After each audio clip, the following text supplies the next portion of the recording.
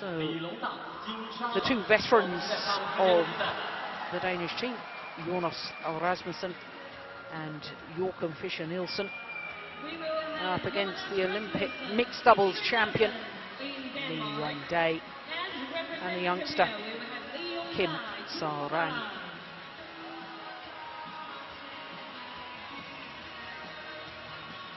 Well, interesting that the team managers of both teams have gone for scratch pairings in their second men's doubles. Has to be said that as far as the Danes are concerned, Rasmussen played with Joachim Fischer earlier on in this Thomas Cup campaign against Malaysia in the group matches, and in fact beat Koo Kiang Kiat and Go Vi Shem, and that gave Denmark the winning point against Malaysia. So they have a track record in this particular tournament, but of course Joachim Fischer Nielsen usually just concentrates on the mixed doubles. Ladies and gentlemen, please welcome the technical officials. So, having seen the Danes play earlier in the week, and secure that victory, no surprise to you that Rasmussen once again with Fischer Nielsen rather than with his usual young partner Mads Conrad Pedersen? No, not really. I think Jonas and Mads, they struggled a bit against the Russians as well. It was the Russian third doubles, so I think it's been an easy choice for the coaches. And well, if you're going into a match that you know you must win, I couldn't think of two other players that I'd rather have on court than Jonas Rasmussen and Joachim Fischer. Because of their fighting spirit, or because they deal with pressure so well? They deal with pressure well. They rarely get affected by pressure. They love pressure, so to speak.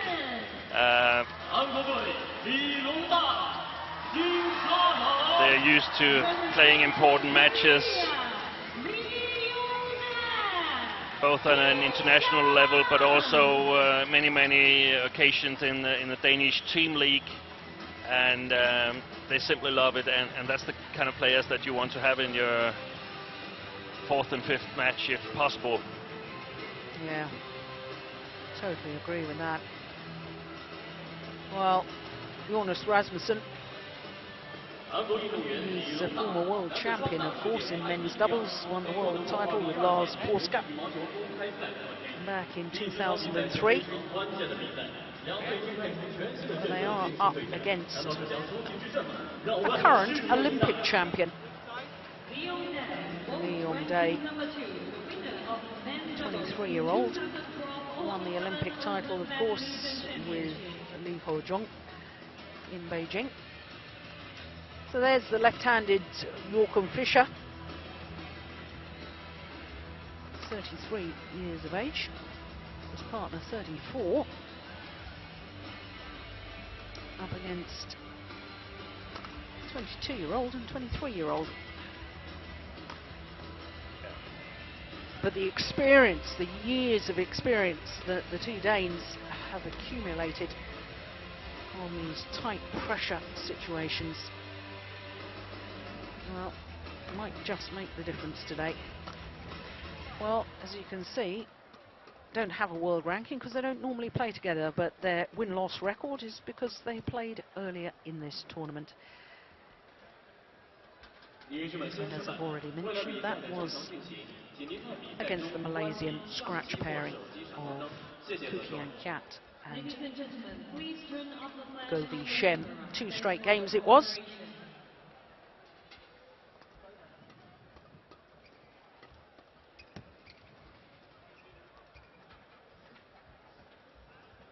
And there's confirmation of how they did it. It was quite an easy match. The Malaysian pairing was a bit disappointing. Yes, didn't look at home. Koo Kiang Kiat not playing with his regular partner, Tam Boon Hyung. Well, as for the Koreans, well, there's Kim Sa-rang, the 22-year-old, has been a very talented singles player as well. I remember him a couple of years ago, in fact 3 years ago, at the Asian Championships, defeating Kenichi Tago. I thought what a talented singles player he was, and perhaps going to take over the mantle as the leading Korean men's singles player. But this man, Lee Yong-dae, well, one of the most famous men in the whole of South Korea. Absolute megastar he is. Okay.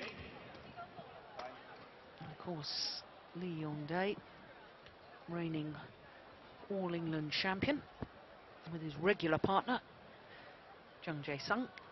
No, Chung Jae-sung unable to come to these Thomas Cup finals because of a little bit of a back problem, lower back problem.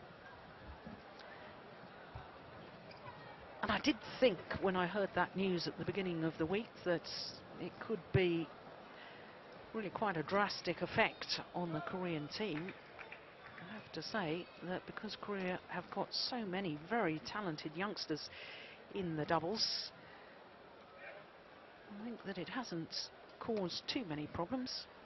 If, of course, they were to win this semi-final, and if China were to win their semi-final tonight, I think it might have a real influence on a final. But there's an awful lot of ifs and buts in that last sentence.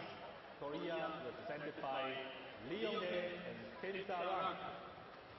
Eva Kassel of Switzerland, Arampa, Satya On my left, Mulyana of Indonesia, the service judge. Rasmussen, Joachim Fischer Nielsen. Korea to serve. Lee Yong-dae to Joachim Fischer Nielsen. Level. Play. So with Korea 2-1 up in this Thomas Cup semi-final, one more point required by the Koreans to secure their place in the final. Oh my goodness. Oh, you cannot be serious. How about that for an opening rally?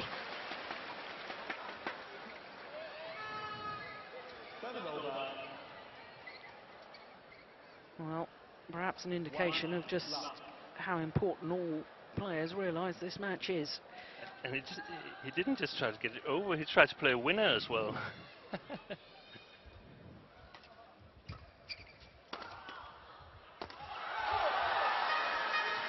From the Danes' point of view, you could say that Jonas Rasmussen and Lee Yong-dae are both missing their regular partners, Lars Paske and Chung Jae-sung. If they were here, they would have had a number of head-to-heads, and in that manner of speaking, Jonas and Lars, they've lost in all the normal tournaments, but have won at the Thomas Cup, at the Worlds, and at the Olympics. Yes, of course, in Beijing, if I remember correctly, was Lee Yong-dae and Chung Jae-sung, were they the number 2 seeds? And of course, Jonas Rasmussen and Lars Paske ended 4th. They reached the semi-final and lost their bronze medal playoff match against another Korean pair. Now, on all these 3 occasions, it was the young Lee Yong-dae who looked a bit shaky, feeling the pressure. But now the score is 2-1 for Korea, and they will have another chance if they should lose here. So I think we might see a quite dominating Lee Yong-dae, but probably also the Danes picking a bit on Kim Sa-rang, as we see here.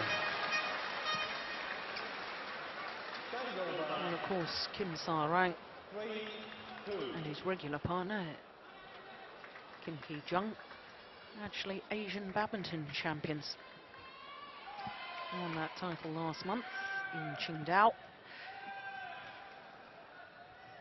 So he's a pretty accomplished men's doubles player in his own right.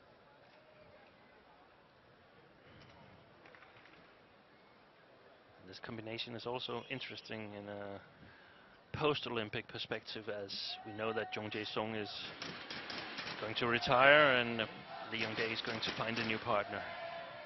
Yes, and they've tried him in a couple of tournaments, haven't they, with Go Sun-hyung. who of course played men's doubles, the first men's doubles with Young.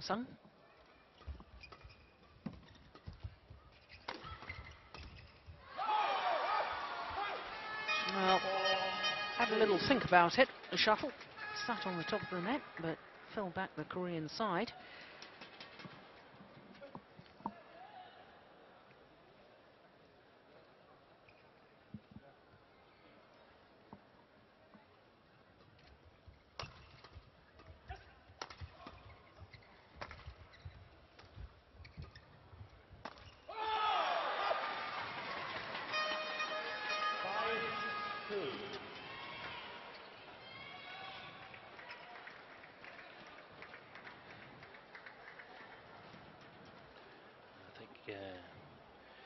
One of the key issues in the match is that will the Danes be able to get the attack and eventually, due to the attack, be able to finish the rally.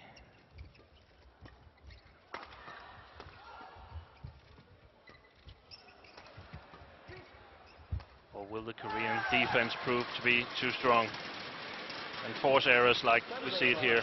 Yes. Koreans, of course, well known for the quality of their defensive play. And certainly within their normal partnerships, these two Korean men, certainly not defensive in their style, but it's a necessity now to be a world-class doubles player, whether you're talking about women's doubles, mixed doubles or men's doubles. You have to have a very, very solid defense. But it is still all about the attacking play. Here we saw Joachim Fischer making an excellent service return, and the Danes are not that impressed with the Yong short services, so they're definitely going to attack them.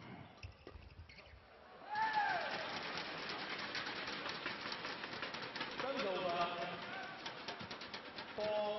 4-6.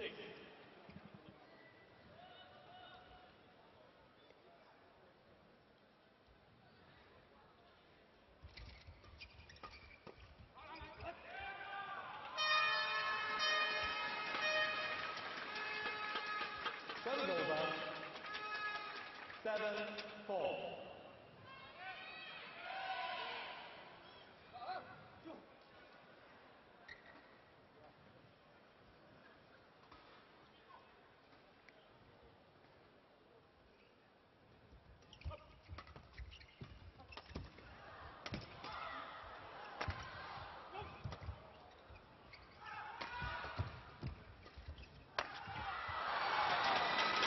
Well, I think that rally just exemplified the point that you were making, Steen, because the Koreans were in all sorts of trouble in the early stages, but managed to dig themselves out of difficulty with the quality of their defensive play.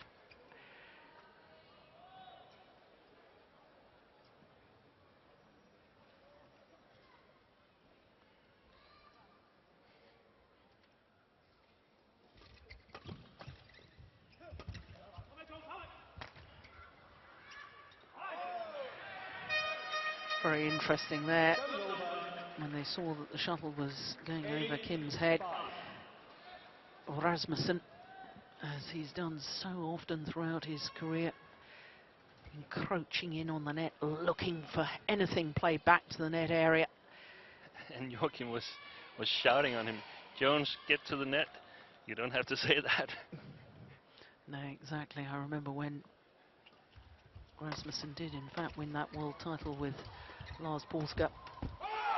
Porsker, of course, to me, was one of the all-time greats of reading the game at the front of the court. But I think what was so outstanding in that final was the fact that Rasmussen took so many chances, half chances, and made them count when coming forward at the net.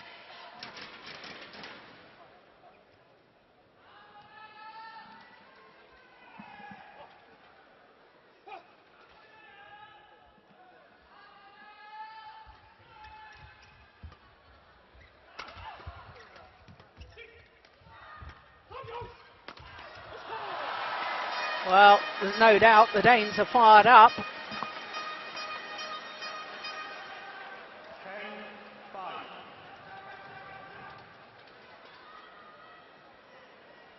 The intensity of of Joachim Fischer Nielsen on court is just marvellous to watch. And when you're a scratch pair, it's a little bit easier to sort of make deals about the attacking style. The defense, you have much less time to react.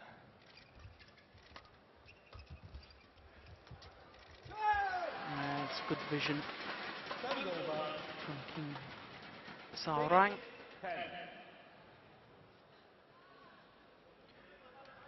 I have a feeling that the Danes really need this first game to have a chance.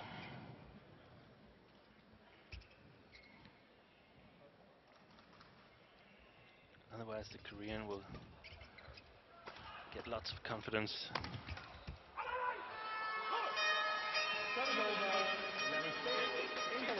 Well, they have a 5-point advantage in this opening game.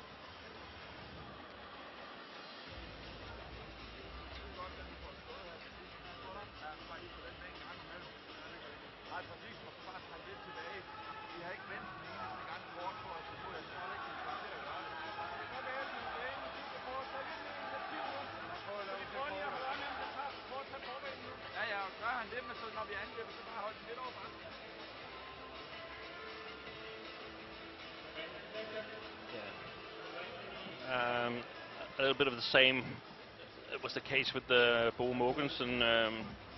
We have a read that the Koreans are not making a lot of low defensive shots, so we want to pull the net player a little bit longer back so he can help covering the court. And Joachim said that they have a feeling that maybe Lee Yong-dae will try to take the net now, and if he does that, they will be up for the challenge, and they will also play sort of the more non-shots. They will play them towards Kim Sarang. It's excellent game plan.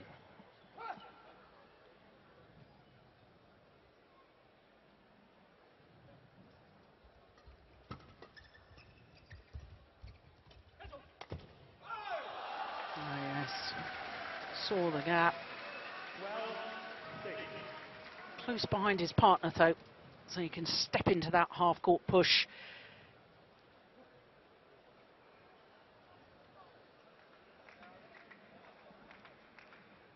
He has one remarkable record, Jonas Rasmussen, together with Lars Paske. They've never ever lost a Thomas Cup match. Well, that is remarkable.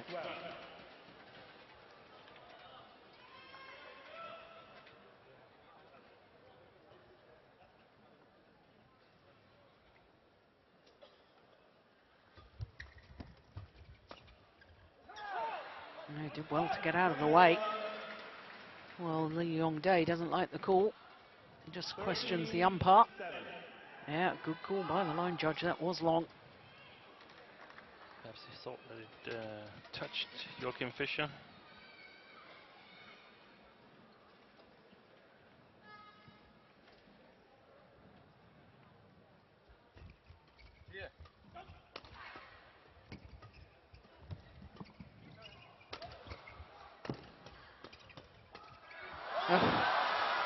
Fantastic interception by Joachim Fischer here, and we can see that the Koreans, they've read them exactly right, that they want to play from one side of the court to another, but they're not playing any soft shots. So had they played a soft shots, probably the Danes would have had to lift, because all their attention was backwards.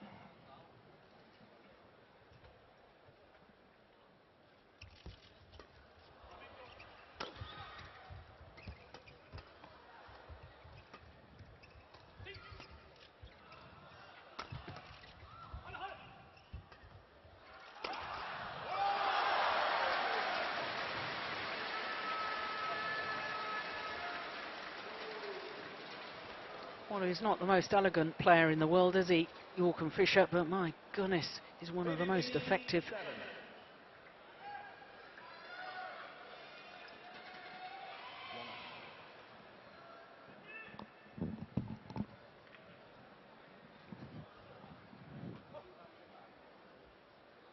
Eight-point advantage.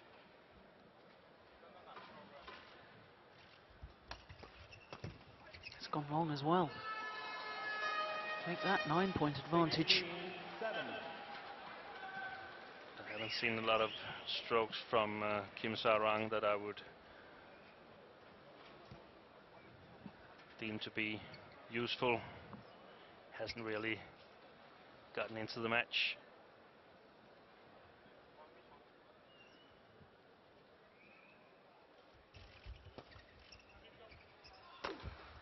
It's clever. Oops. No, it's landed in. That's that sort of half chance that I've been talking about with Rasmussen. Look how he moves forward, he's crouched down low, in he goes, drives the shuttle back. It's actually, they only played one match together, but it's a quite good combination because Joachim is able to cover a lot of the court. He's used to that from mixed doubles, and that lets Jonas take his chances. How did he get that back?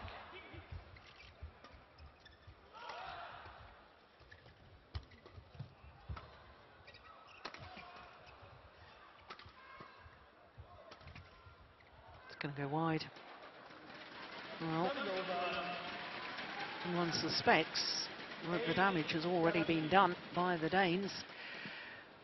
But from a Korean perspective, I think they need to play themselves into the match a little bit more before the start of the second game. One suspects the opening game is beyond them. And this is the end where they can actually control the defense quite well. So they'll have it even more difficult in the second game. They simply need to challenge the Danes at the net.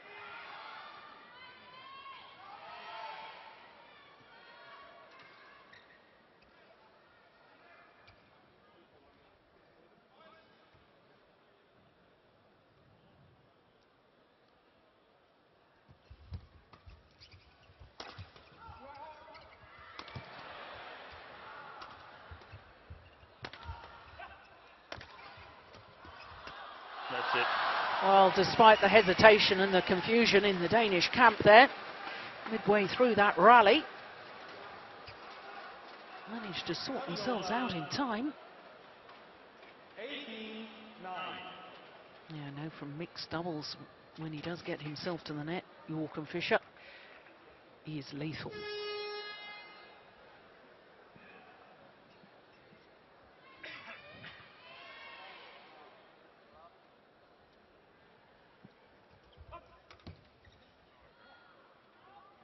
Service over.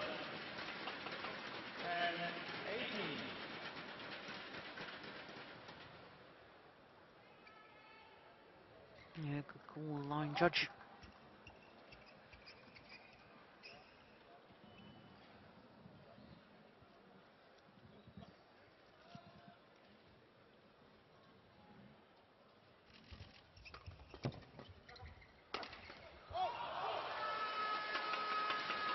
Service over. 19-10.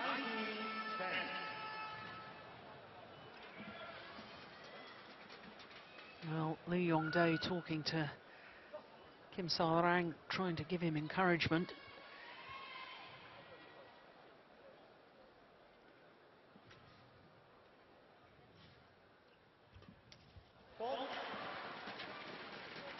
Service over. 11-19. And Jonas missed it, and some other players would be bothered by missing a shot like that, but not Jonas. He'll just come on doing it again next time.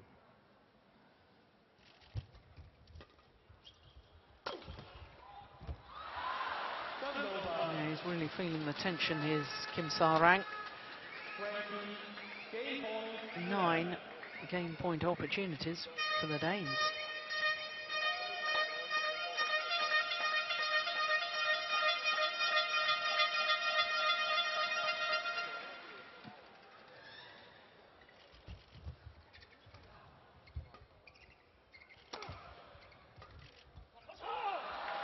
Yep, first time of asking, and Denmark are 1-love up in this second men's doubles. quite frankly, it was pretty comprehensive, that opening game. 21-11. And apart from one occasion, when there was a little bit of confusion, they looked like a very solid and polished pair. Just 17 minutes.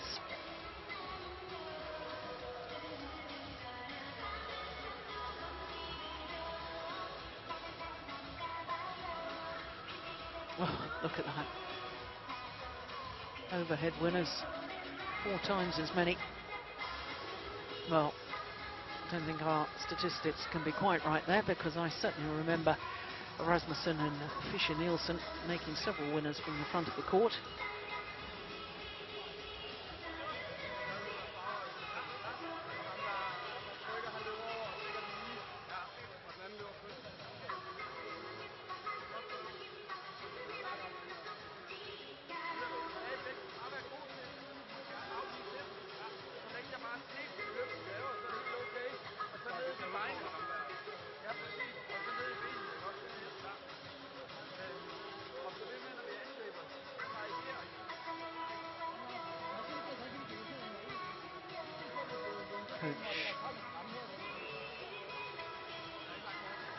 Paulsen wants them to vary their attack. That's a very good idea. I think Korea will try to play a more flat game. Try to see if they can get the attack. Second game.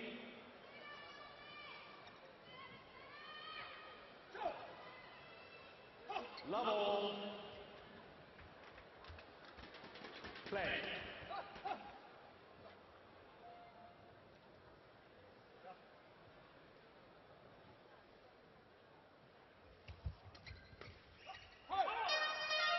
Yeah, hustle from the front of the court from Rasmussen. For the Koreans to win this match, it would take a total transformation of Kim Sa-rang from the first game, and Lee Yong-dae to take over the net.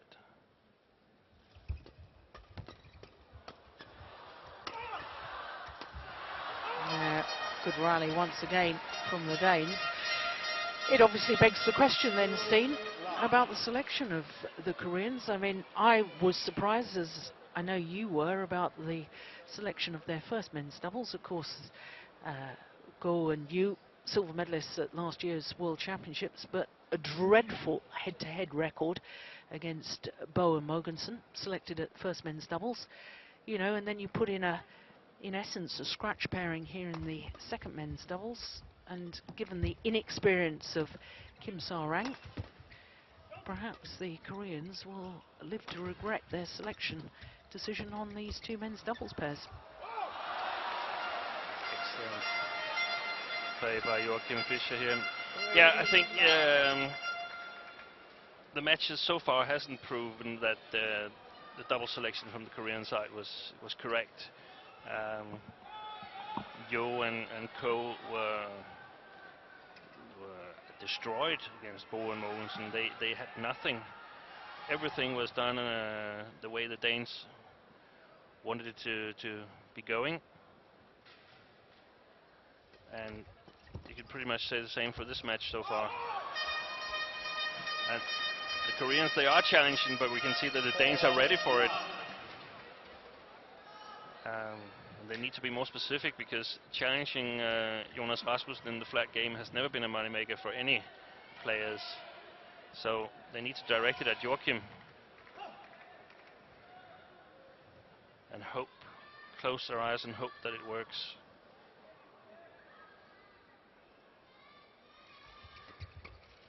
And furthermore, Jonas is serving really well so far.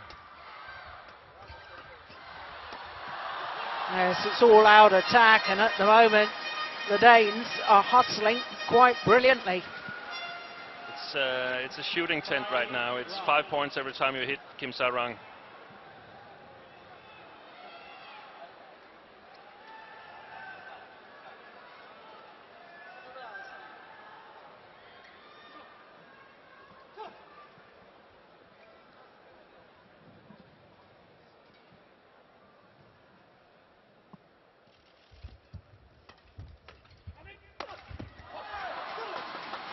That's more like it.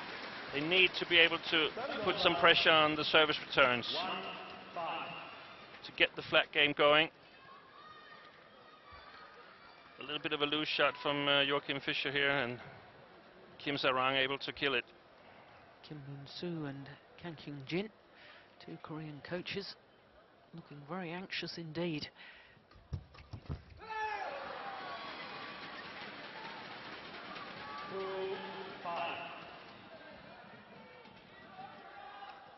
Between the rallies, Kim Moon-soo directing Kim Sarang, what he wants him to do.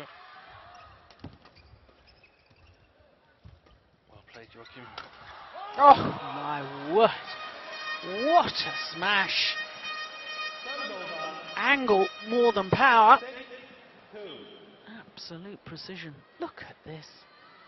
And it was the soft shot just before, breaking off from this flat rally, playing a soft shot. That set up Joachim for the winner.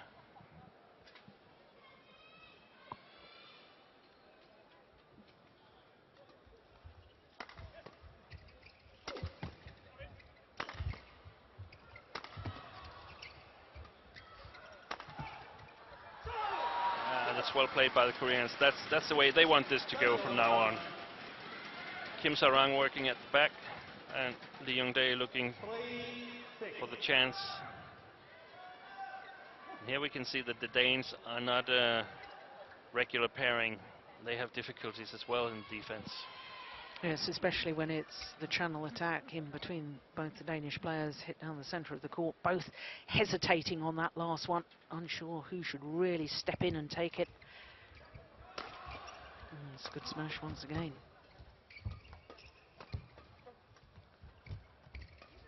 That's nice. Good shot. Yeah, it's that softer one again that initially changed the momentum of the rally. 7-3.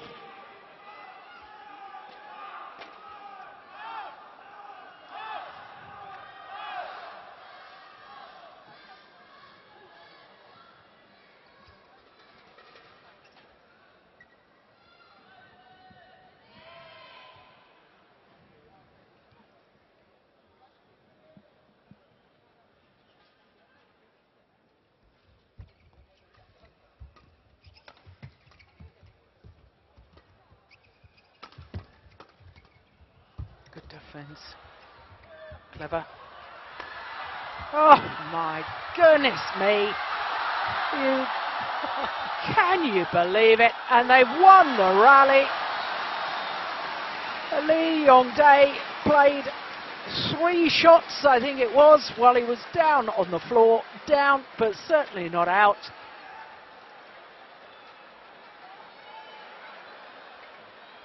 Fantastic. Unbelievable. He probably felt that since Jung Jae-sung is not here playing these shots, then it's his turn to make them now.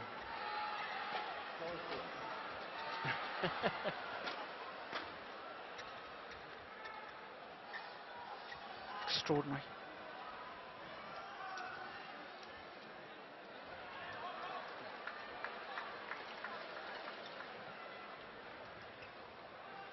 Well, it's sometimes a rally like that that can really change the momentum of a match. It's really an important time of the match now, because the Koreans are sort of trying to claw their way back, and they've got some clues on what to do. So can they close the gap?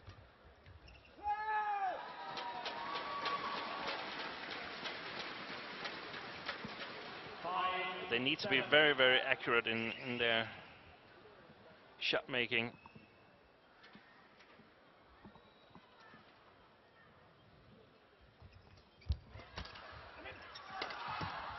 Oh. Save. Well, there was a defensive shot there from Joachim Fischer.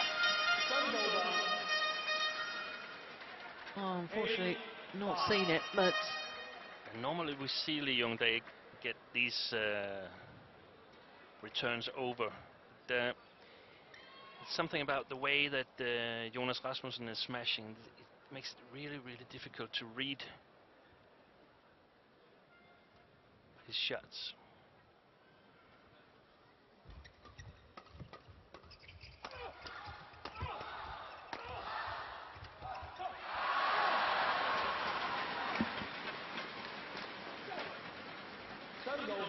there's signs to me that the Koreans are trying to keep the shuttle away from Jonas Rasmussen, especially away from him at the net.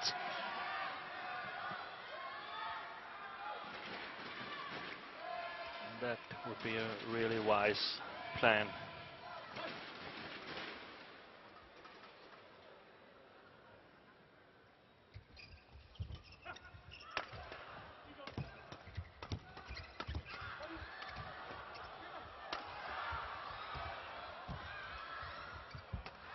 Oh, wrong choice of shot there from Rasmussen.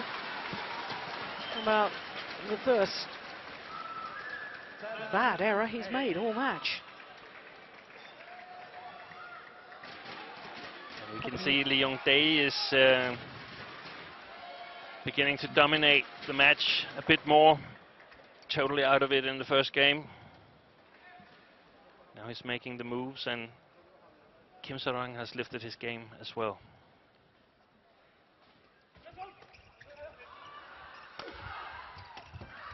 Yeah. Wise flicker.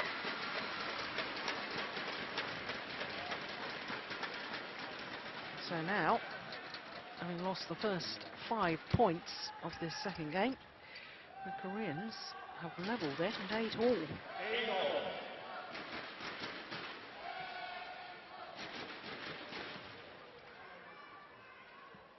It fits very well into the plan of keeping Jonas away from the net, keeping the shuttle away from him when he's at the net, then first get him away from the net.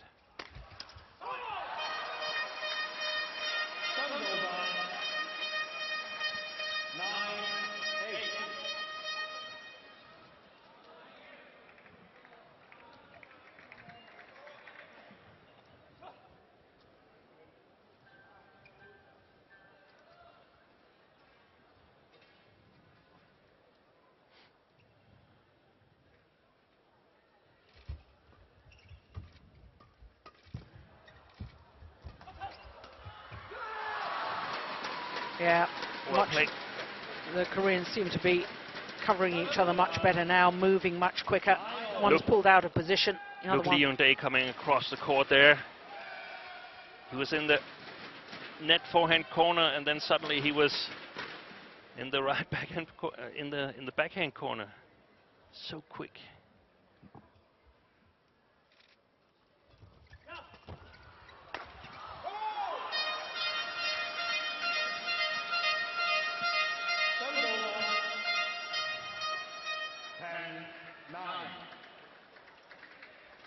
Still a lot of pressure on the Koreans, because every time they lose the initiative, they get punished.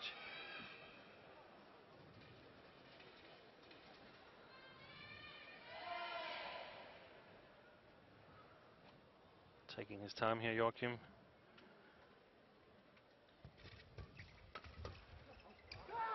Pushed it long.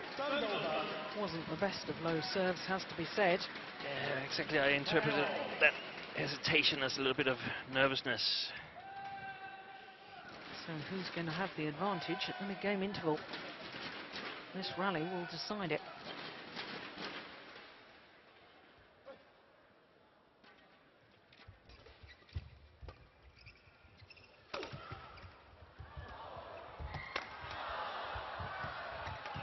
Yeah, well, it is the Koreans who have the advantage. The narrowest of possible advantages at a mid-game interval. There's got to be at least 1 point in it, and that's all there is.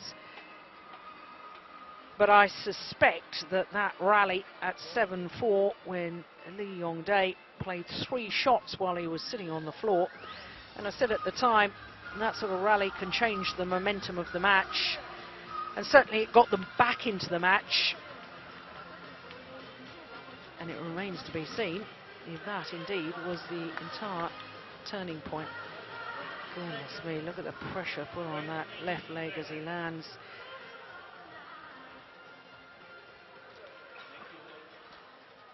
This was the rally.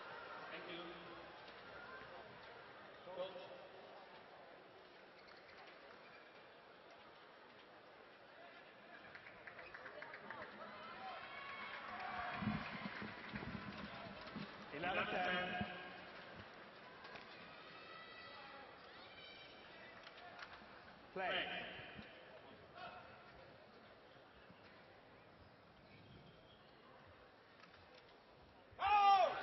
Oh, error on the rope. No serve from Kim Sa-rang. 11-all.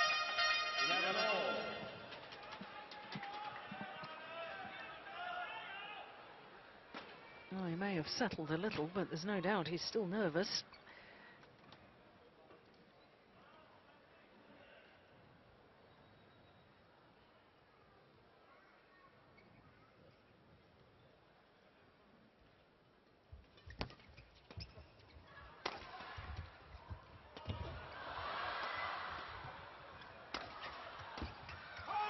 Well worked rally.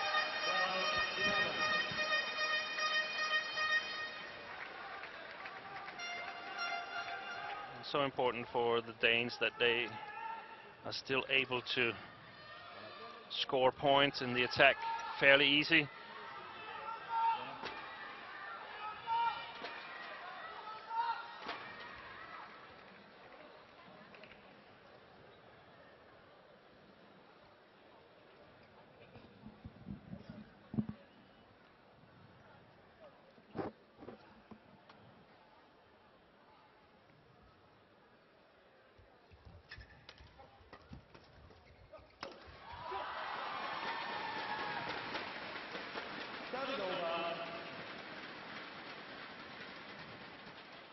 Hard for Joachim to do anything about that, but also wise to direct the shots at him. Not that fast with his racket as Jonas Rasmussen.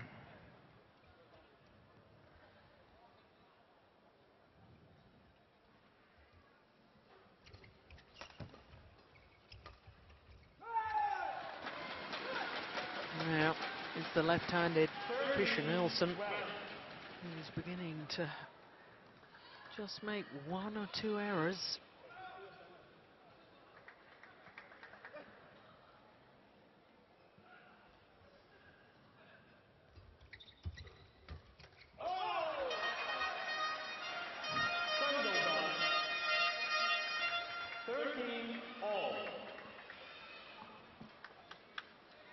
As the Koreans are trying to sort of take Jonas Rasmussen out of the game, I think the Danes should do the same with Lee Yong-dae.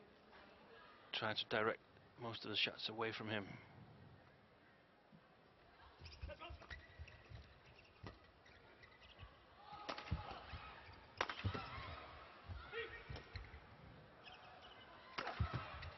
Great defense.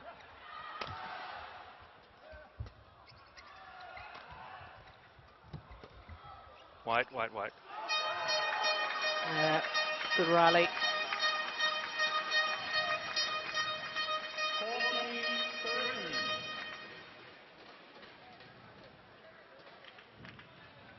The Danish defense held up in this rally.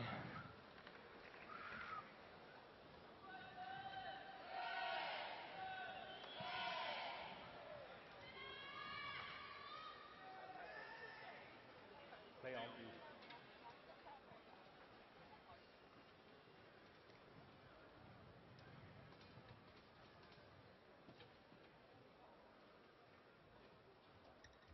Well, slight difference of opinion as to whether the shuttle should be changed or not. The Koreans wanted it changed. Danes said no, it was fine.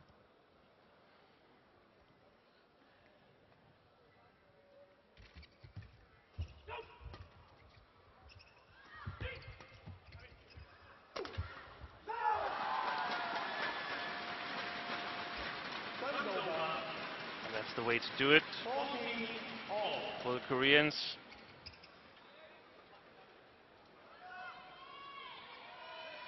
Get the attack.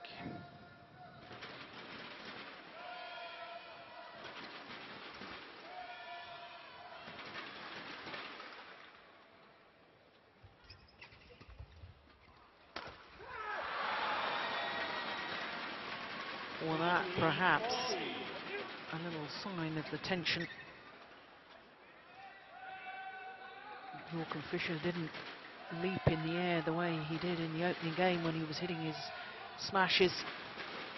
Right now the score is in this second game after 5-0. It's 15-9 for the Koreans. So troubling for the Danish side. Well, it will help settle their nerves, though. And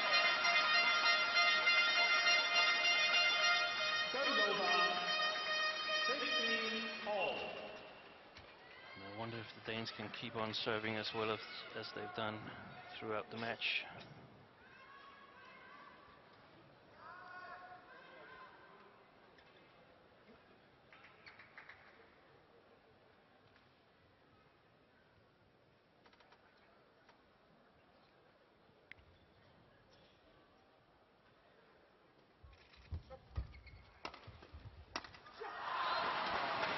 Well, varied the low serve by serving out wide.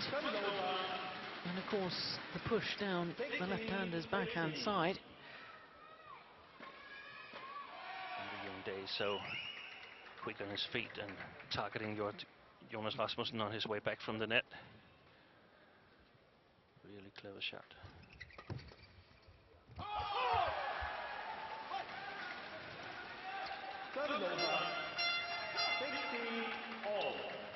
Well, as far as Fischer is concerned, has to hold his nerve on his serve. I have a feeling. Yeah, sorry.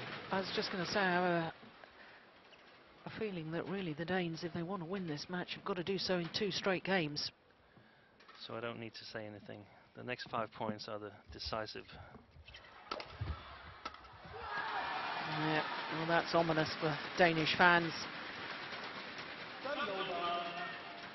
70-60.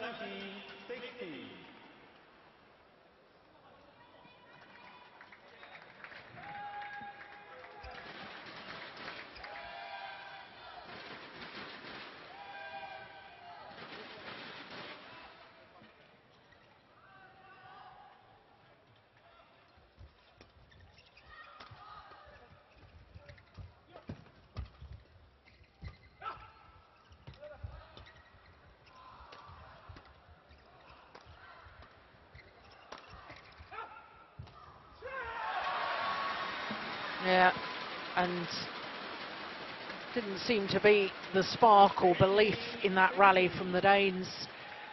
Certainly not the sort of style that they played each rally of the opening game. And they have to realize what you said, Jill. They're going to use all their energy on the next 7-8 rallies. Because if they succeed, the reward is enormous. And if they don't succeed, then it's starting all over again, and all the good work from the opening game, in essence, is undone.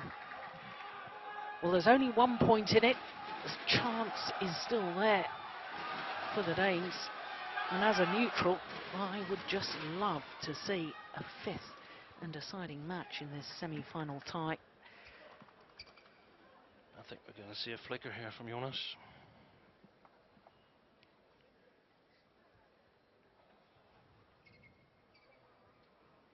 Everybody a little bit jittery.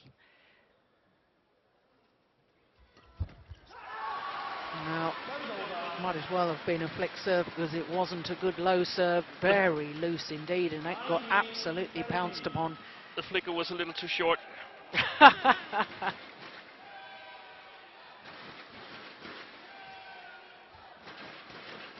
Koreans now 2 points away from converting and taking this second game.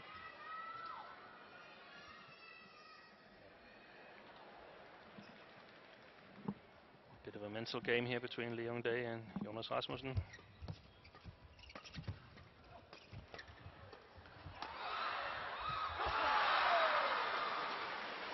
Well, all sorts of confusion on both sides of the net. 80-90. Stayed on the Korean side.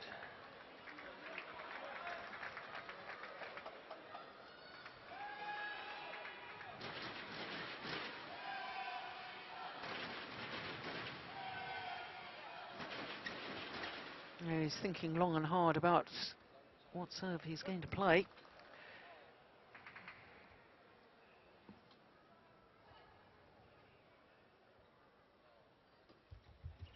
I'm not surprised. Went for the flick, and I think that Kim Sa-rang knew that, because he didn't seem to be that far up court as he was waiting to receive serve. But that translates into the fact that Korea now have 2 game point opportunities.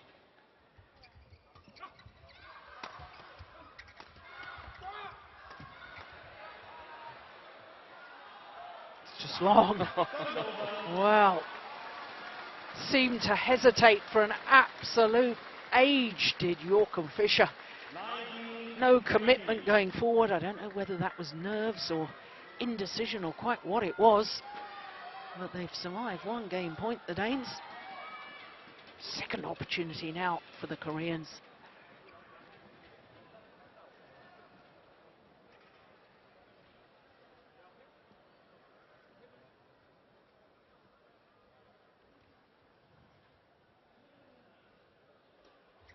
Oh, and the flick has gone wide. Well, what a disappointing way for the second game to end.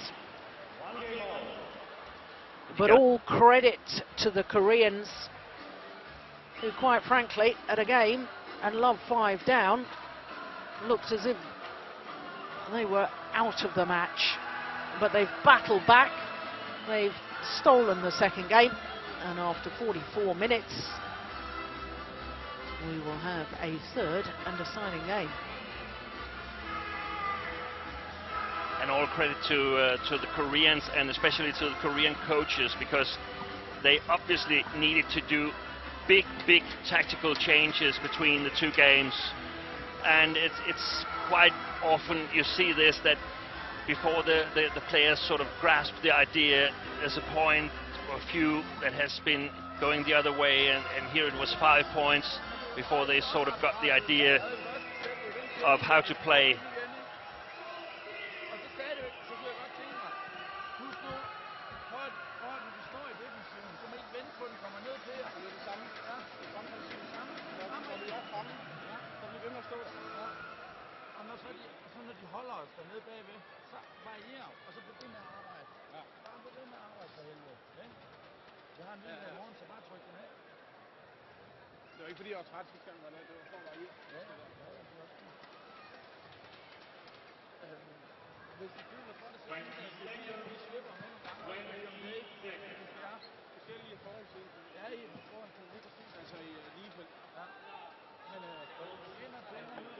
The Danes are talking a little bit about what they're going to do in the defense. It's necessary that they keep a sort of attacking attitude or aggressive attitude in the defense. They cannot just stand there and try and lift their way out of it. And they've also emphasized that when they attack themselves, it's so important that they vary their attack, so it's unpredictable. And probably before we got in on the interval, they've been discussing how they should get the attack in the first place.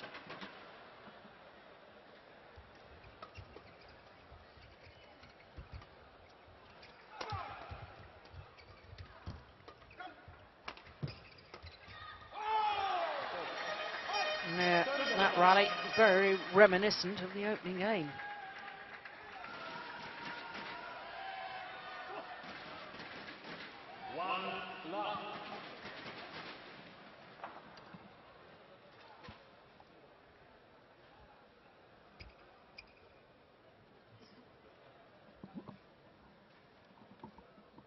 If I were Yong, I would give everything on the short service here.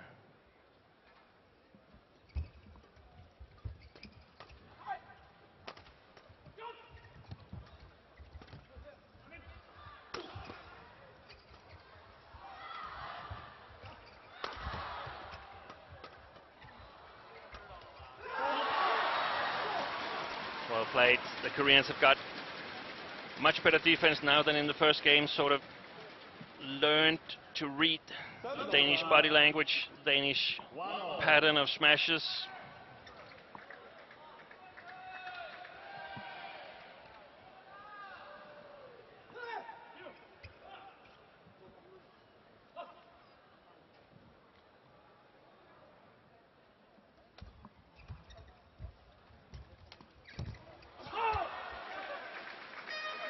Service over. 2-1.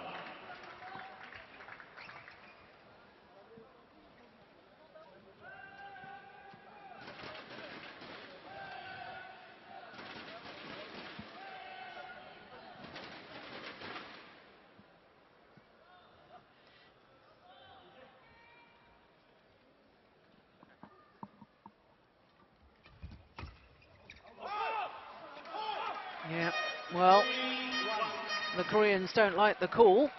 It was called good. I tend to agree with them.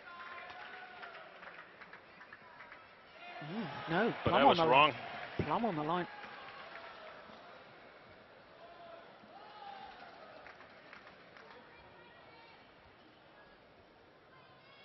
Play on, please.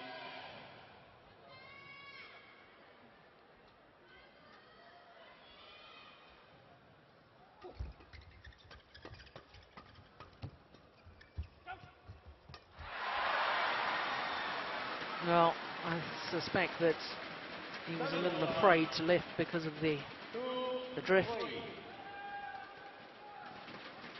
It's certainly playing a loose block to the net like that. It's going to be eaten up all the time by the Koreans.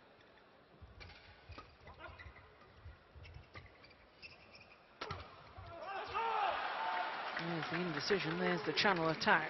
Such an effective shot. Hit down the middle when two players on the opposite side of the net don't usually play together.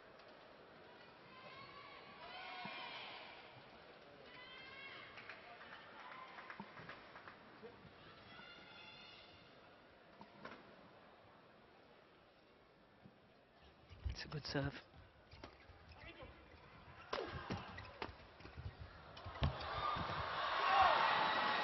What a transformation we've seen with Kim Sa-rang. He's playing it brilliantly now, and in the first game he barely made a quality shot. Service over.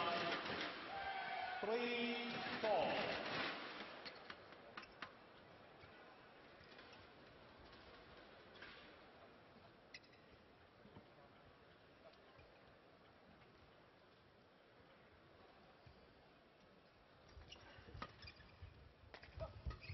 Oh, directly into the racket of Joachim Fischer.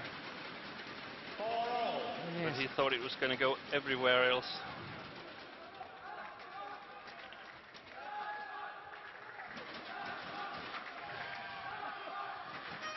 All.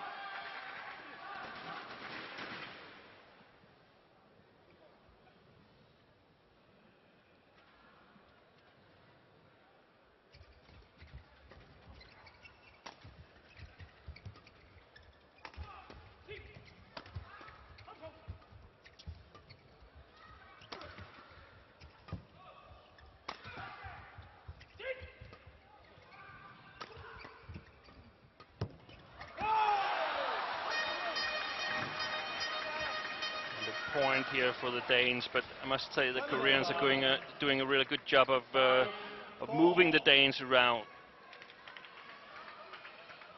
They never seem to get to hit it or hit a smash from a good position. They're always on the move.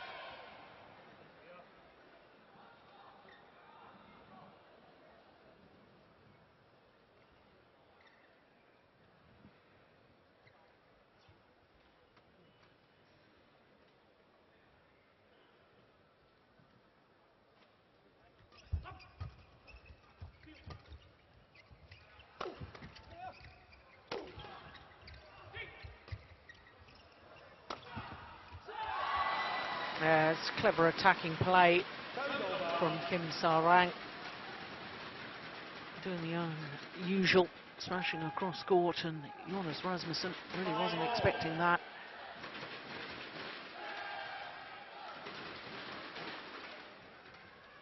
Really has to be a winner though, doesn't it? Because in doubles, if you smash across court and your opponent reads it, you play your partner into all sorts of trouble. But Kim Sa-rang is lucky because he's got the best partner in the world, and he can almost cover all the other shots unless it goes directly back to Kim Sa-rang.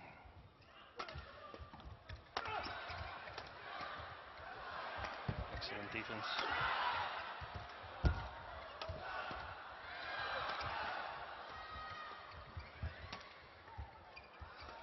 Oh my goodness.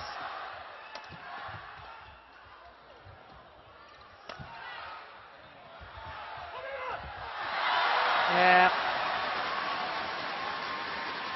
And outside the picture we can see Lee Yong-dae celebrating, and I can understand why.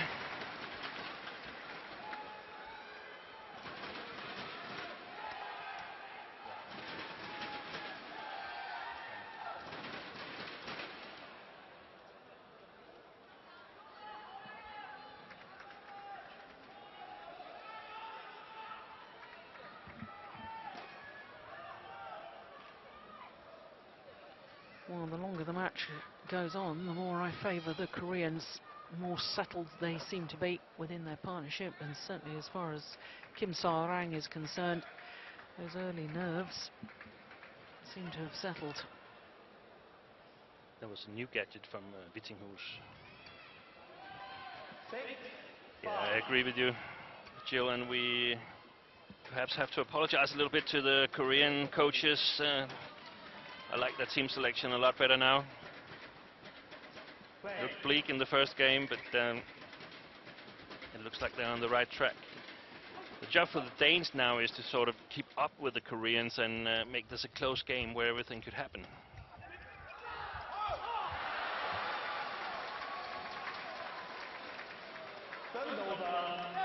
And even though he's played well, Kim Sa-rang, I still believe I would direct most of the shots at him, because I don't think Lee Yong-dae will stop playing quality shots.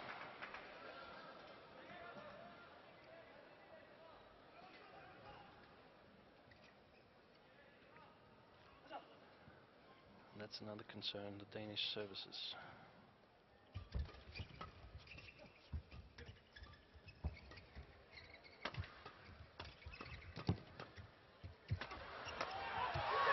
Yeah.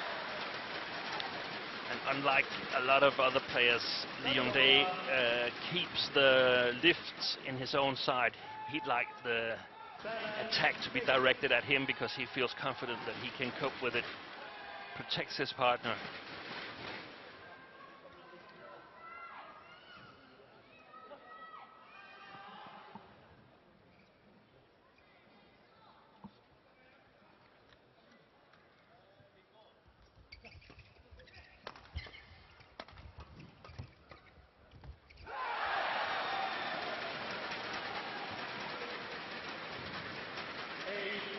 Again down the middle, very efficient to a new pairing and to a right-left-handed combination, and the Danes are both.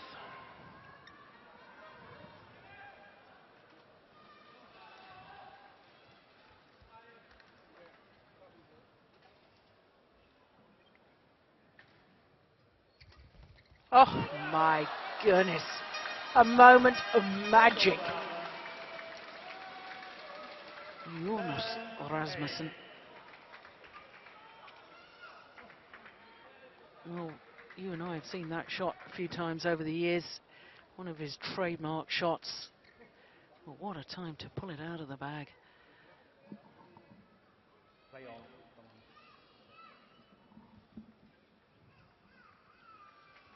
Taking his time again, Joachim. Good service this time. Oh, it's just a fraction wide. But it was a brilliant idea. Downwards to the backhand side. Yes, in between the two Koreans as well. Just past the net player, but the rear court player having to stretch forward.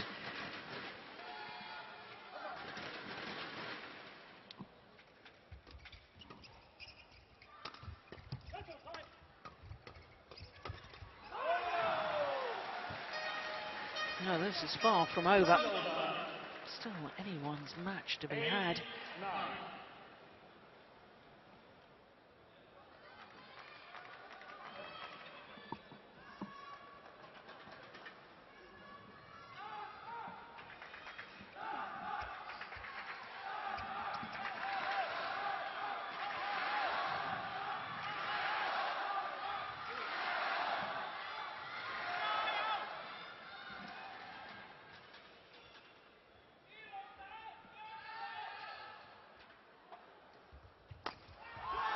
Oh, goodness me, he wasn't fooled by that quick serve at all, was he?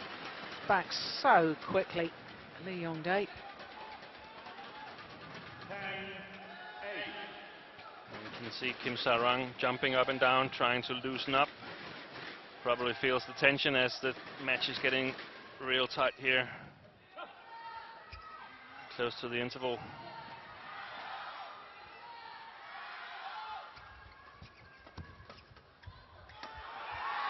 Yep, it's the interval now.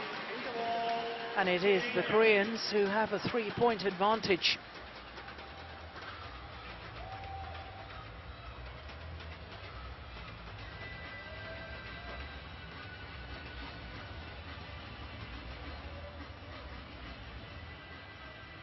Yeah, the whole body language, the whole persona of the two Koreans now very, very different to the opening stages.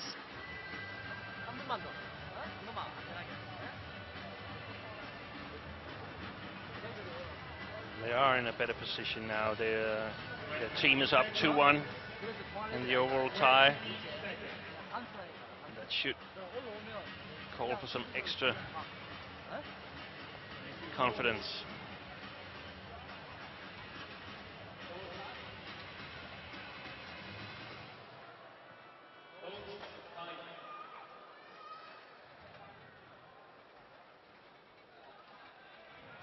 Well, there, the Korean bench. There's a few more smiles at this stage of the contest. 2 minutes shy of the hour mark. This second men's doubles. And we're only halfway through the third game.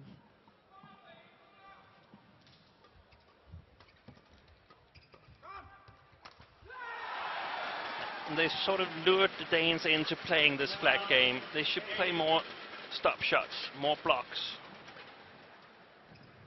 They need to play them.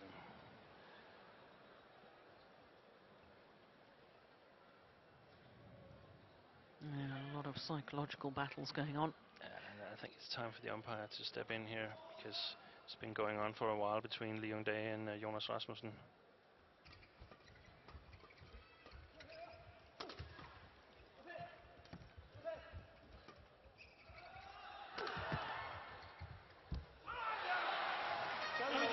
Yeah, and it continues more, because at the end of that rally, Jonas Rasmussen stands tall at the net and just stares at his opponents. Refuses to pick up the shuttle, waits for them to hand it back.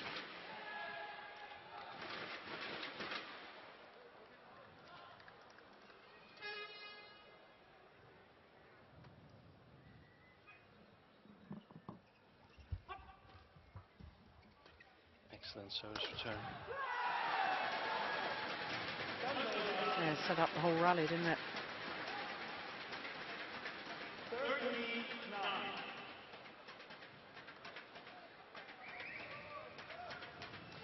Well, you know, that first rally after the mid-game interval, and it was really a sort of soft point, if I can describe it like that. The Danes making the error quite early on, and it just occurred to me at the time that, you know, it's the first rally after the change of ends I always used to think was so important.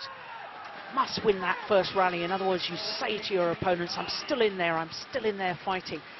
And all of a sudden now, having lost that first point since the change of ends, they're 5 points adrift.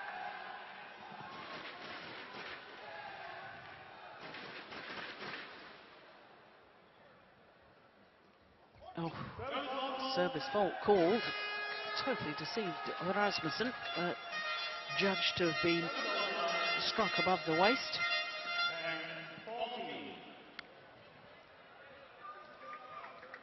I said it once during this, I probably said it even twice or 3 times. I'll say it again. I feel the need for the umpires to review the decisions, to monitor the players, high-speed cameras.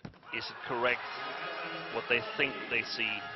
And is there something that they don't see that they should have seen? On the serve, on the serve. Yep.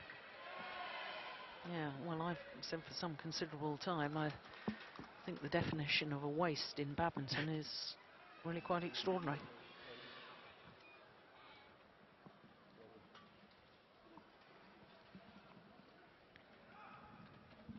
serves seem to be getting higher and higher. Danish assistant coach Klaus Poulsen looking a little concerned here. Good shot by Joachim. But those were the shots that they were killing in the first game, and now they're transformed into mistakes.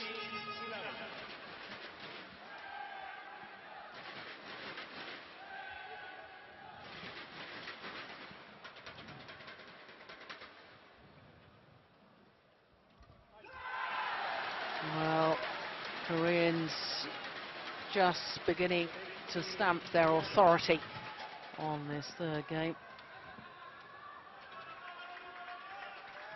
And certainly helped by one or two errors from the Danes.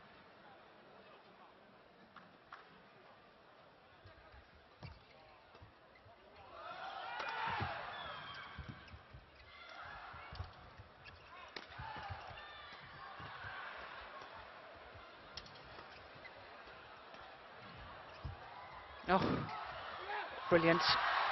Whoa, what a nice rally. Well, it was the defensive shot, that one, from Lee Yong-dae, that did all the damage, but how quickly Kim Sa-rang was forward. In fact, they were queuing up to take that one. And the tables totally turned compared to the first game.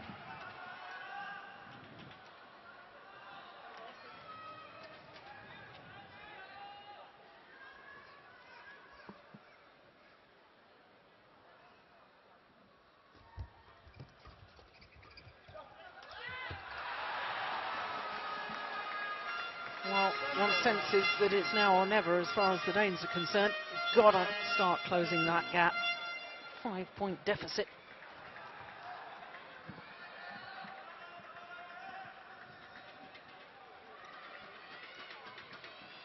I think they're smiling, the Koreans.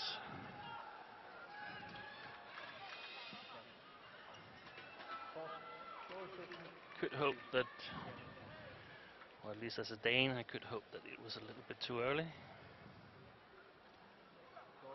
Well, the Danish team bench there. No smiles from them at the moment.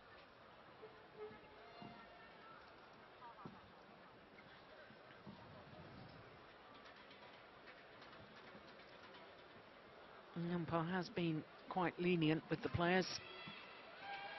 Yes, I know the court has been mopped of the perspiration. Well, 17.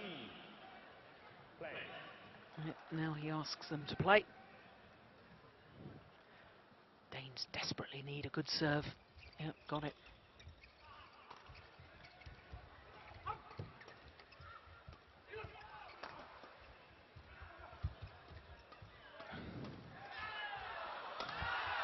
Well, it all turned around the rally with a wonderful play from the front of the court from Lee Yong-dae. That's terrific.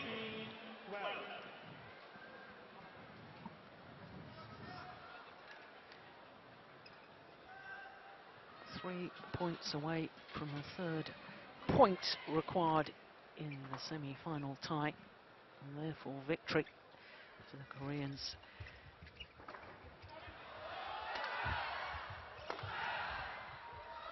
Oh, that was getting wide.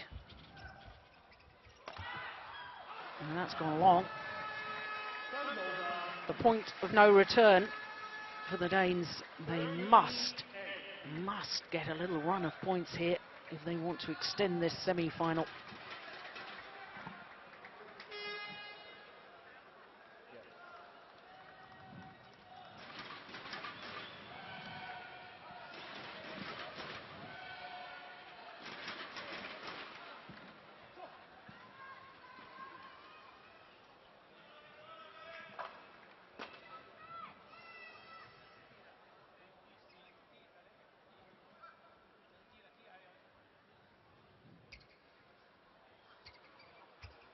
Yeah, still the umpire says nothing.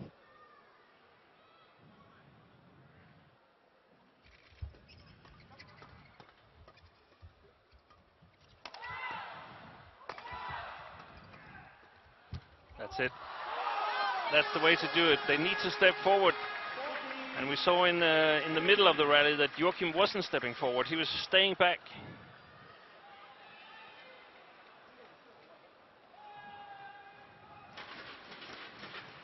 It calls for desperate measures now.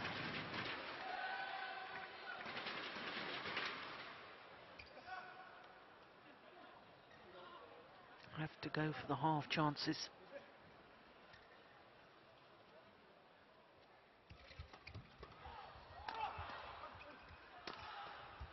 Keep it at him. Oh, dear me. Well, drop shots, sorry to say, from York and Fischer was woeful. So loose.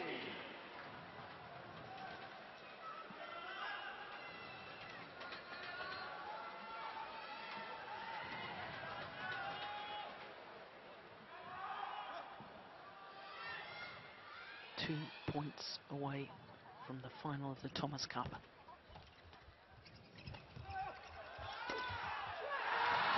And now just the 1 point required.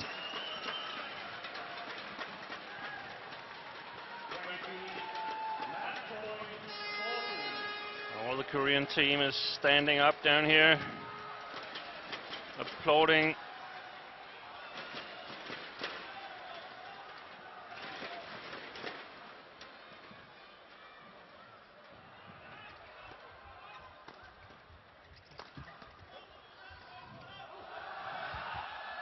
Oh, it's landed in.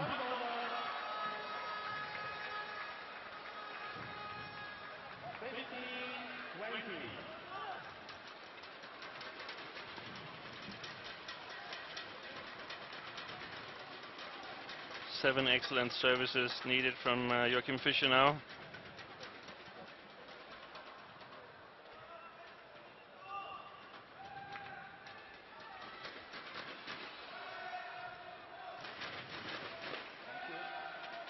Yes.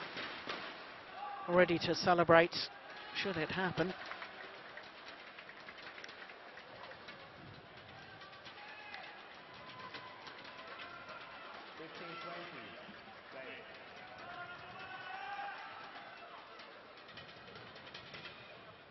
Still match points to Korea.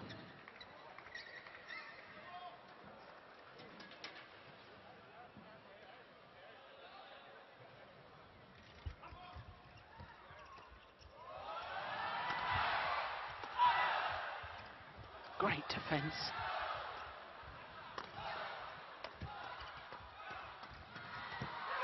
And this time they convert.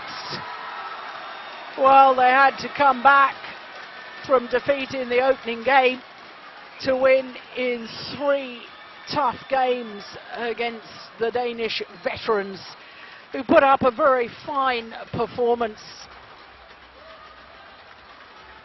Well, there's a reason why Yong has won an Olympic gold medal. He is a world-class player. At a game and love 5 down, he was talking to his less experienced partner Kim Sa-rang and just trying to calm him down, encourage him. And in the end, Kim responded so well.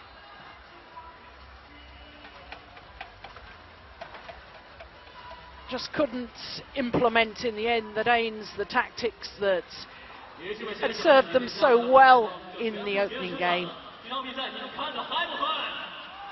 There, the victory, and for Korea now in the final of the Thomas Cup for a second time by virtue of that win in the second men's doubles. Their confirmation of the score 11-21, 21-19, 21-15 in the deciding game. Well, the overhead winners really doing the damage. But it was a brave, brave fight by the Danes. 3 of the 4 matches going the full distance.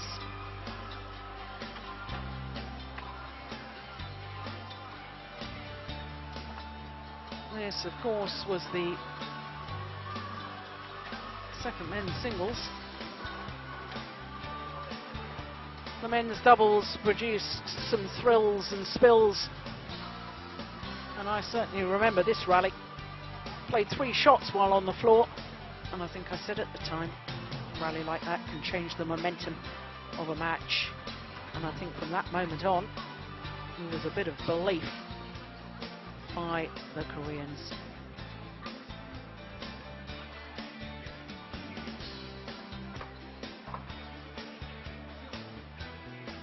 The delight to confirm that the third point required in the semi-final tie against Denmark goes Korea's way, and it means that they will contest the Thomas Cup final for a second time. Of course, they were in the final of the Thomas Cup 4 years ago in Jakarta when they lost out to China 3-1 in the final, but they're through to a second Thomas Cup final with that 3-1 victory over Denmark. Who they'll play in Sunday's final has yet to be decided, and that will be decided later tonight. So there's confirmation. Korea are in the final of the Thomas Cup, having reached the final of the Uber Cup yesterday. We will discover later on today who they will play in the final, China or Japan. That semi-final will happen in about an hour and 25 minutes.